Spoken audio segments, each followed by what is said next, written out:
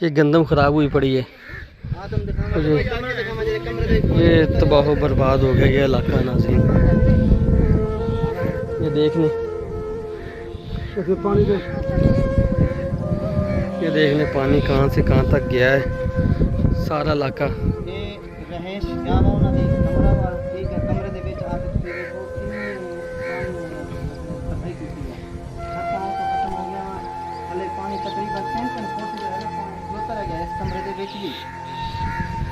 ठीक हो गया। ये देख लें, और ये नलका भी देख,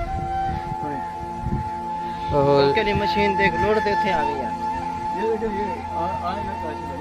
ये टो के लिए देख मशीन लें। है पहन दे। ये आप देख लें इन लोगों के घरों के साथ क्या हो गया। बेचारों के घर ख़त्म हो गए, बसते बसते घर उजड़ गए इनके। ये देख लें, वाली मशीन है, ये लोड भी आई है। ठीक हो गया। पानी ने अपना पूरा जोर दिखाया है। ये देख लें,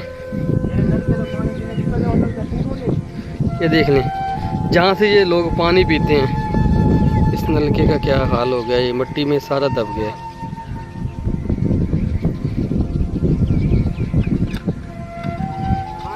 पानी आ रहा है मगर नलका थोड़ा थोड़ा चलता है।